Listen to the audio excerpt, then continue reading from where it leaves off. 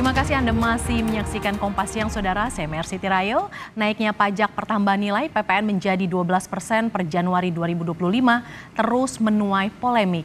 Setelah protes muncul dari berbagai kalangan, PDI Perjuangan mengkritik kebijakan ini.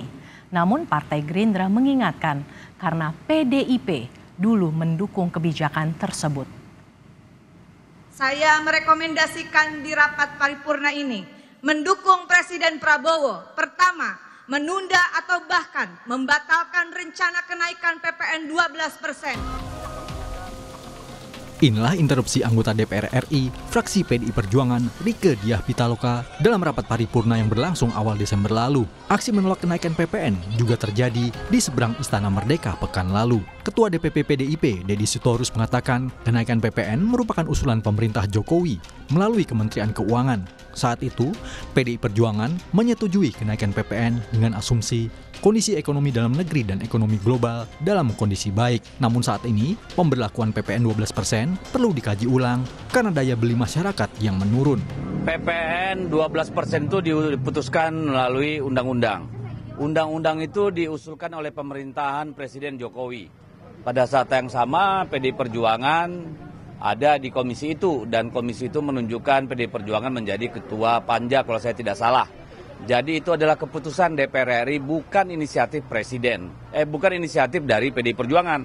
Jadi salah alamat kalau dibilang inisiatornya PDI Perjuangan, karena yang mengusulkan kenaikan itu adalah pemerintah dan melalui Kementerian Keuangan. Pada waktu itu disetujui dengan asumsi bahwa kondisi ekonomi internal kita dan kondisi global itu dalam kondisi yang baik-baik saja. Tetapi kan ada permintaan dari sebagian fraksi di DPR agar ini dipertimbangkan.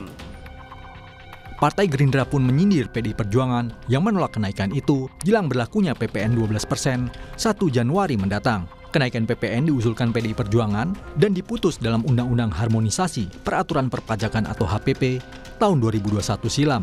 Pemerintahan Presiden Prabowo Subianto hanya menjalankan perintah undang-undang itu. Presiden Jokowi ini kan diusung oleh PDI Perjuangan. Jadi inisiasi HPP itu adalah memang inisiasi dari partai penguasa, partai yang mendukung Presiden, PDI Perjuangan. Bahwa rentang 5 dan 15 itu bisa dipakai, itu adalah kesepakatan pemerintah dan DPR, dan pemerintah membuat suatu PP untuk penyusunan RAPBN. Tahun 2025, pemerintahan Pak Prabowo itu sudah mendapatkan APBN yang sudah diketok pada zaman Pak Jokowi. Bagaimana kita bisa mengulang lagi RAPBN?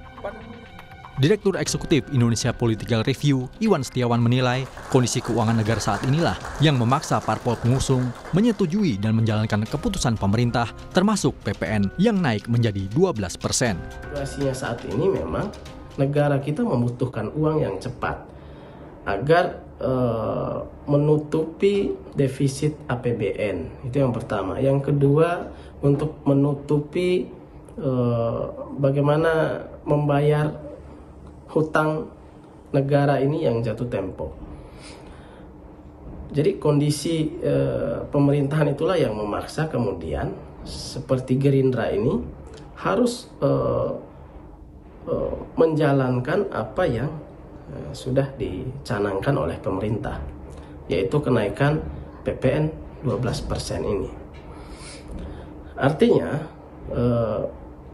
pernyataan partai politik itu sesuai dengan posisi mereka di mana.